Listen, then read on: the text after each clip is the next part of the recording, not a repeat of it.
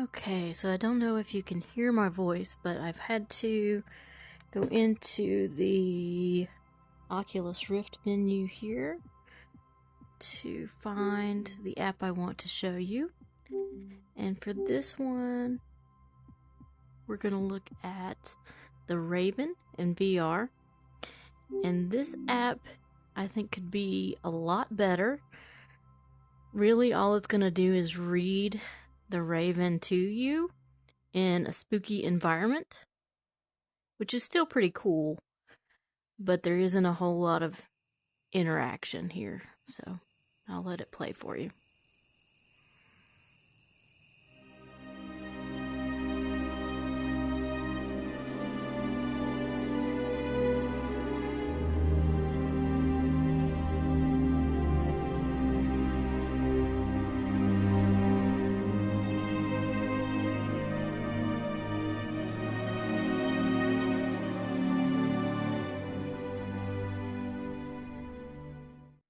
Once upon a midnight dreary, while I pondered, weak and weary, over many a quaint and curious volume of forgotten lore, while I nodded, nearly napping, suddenly there came a tapping, as of someone gently rapping at my chamber door.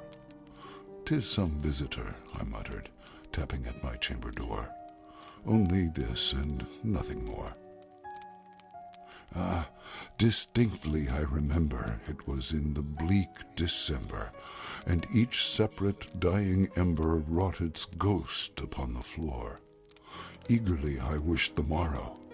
Vainly I had sought to borrow from my books surcease of sorrow, sorrow for the lost Lenore, for the rare and radiant maiden whom the angels named Lenore, nameless here forevermore. And the silken, sad, uncertain rustling of each purple curtain thrilled me, filled me with fantastic terrors never felt before, so that now, to still the beating of my heart, I stood repeating, "'Tis some visitor entreating entrance at my chamber door, some late visitor entreating entrance at my chamber door. This it is, and nothing more." Presently my soul grew stronger, hesitating then no longer. "Sir," said I, "or madam, truly your forgiveness I implore. But the fact is I was napping, and so gently you came rapping, and so faintly you came tapping at my chamber door, that I scarce was sure I heard you. Here I opened wide the door. Darkness there, and nothing more. Deep into the darkness peering, long I stood there, wondering, fearing, doubting, dreaming dreams no mortal ever dared to dream before.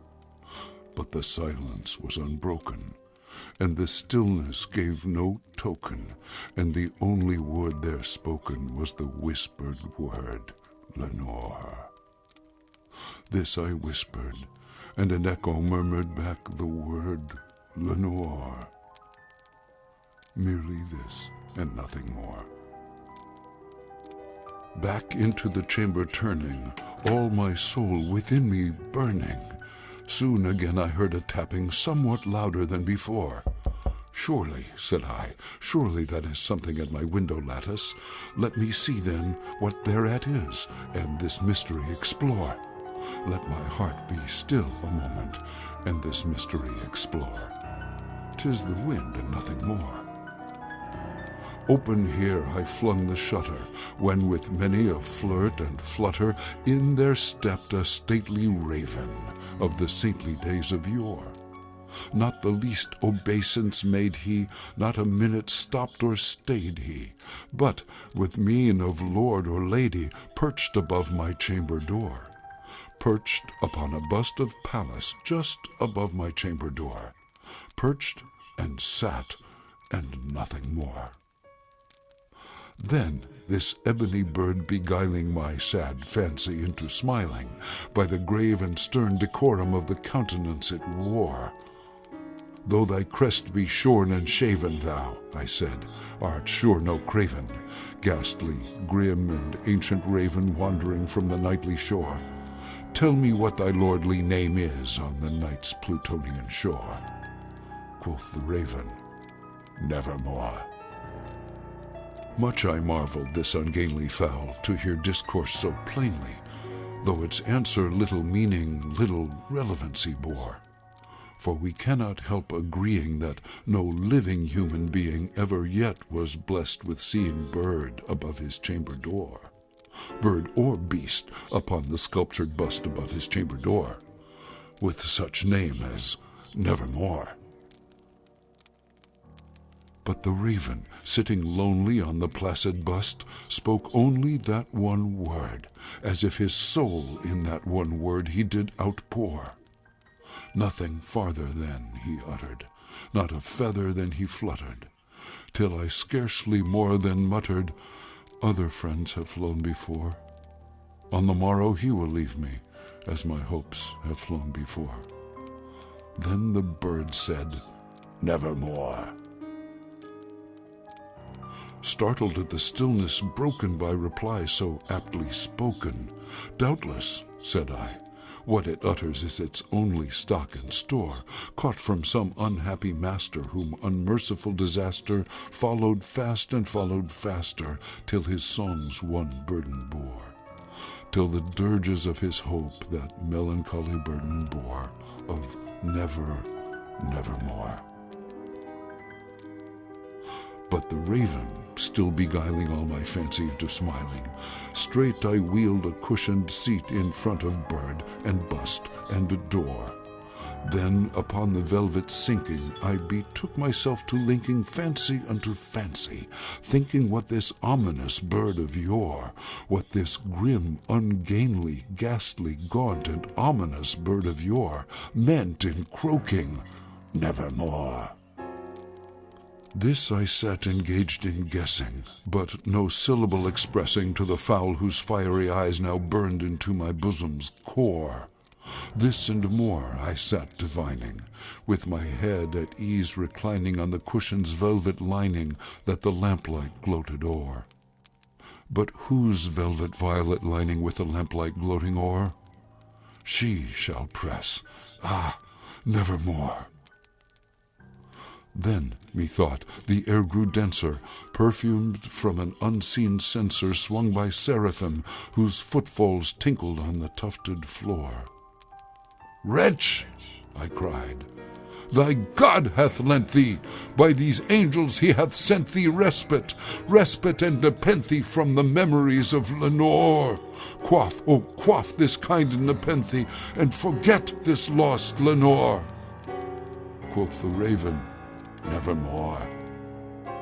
Prophet, said I, thing of evil, prophet still if bird or devil, whether tempter sent or whether tempest tossed thee here ashore, desolate yet all undaunted on this desert land enchanted, on this home by horror haunted, tell me truly, I implore, is there balm in Gilead? Tell me, I implore. Quoth the raven, Nevermore. Prophet, said I, thing of evil, prophet still if bird or devil, by that heaven that bends above us, by the God we both adore, tell this soul with sorrow laden if, within that distant Aidenn, it shall clasp a sainted maiden whom the angels name Lenore. Clasp a rare and radiant maiden whom the angels name Lenore. Quoth the raven, Nevermore. Be that word our sign of parting, bird or fiend, I shrieked, upstarting. Get thee back into the tempest and the night's Plutonian shore. Leave no black plume as a token of that lie thy soul hath spoken. Leave my loneliness unbroken. Quit the bust above my door. Take thy beak from out my heart, and take thy form from off my door. Quoth the raven, Nevermore. And the raven, never flitting, still is sitting on the pallid bust of Pallas just above my chamber door. And his eyes have all the seeming of a demon that is dreaming. And the lamplight o'er him streaming throws his shadow on the floor. And my soul, from out that shadow that lies floating on the floor, shall be lifted nevermore.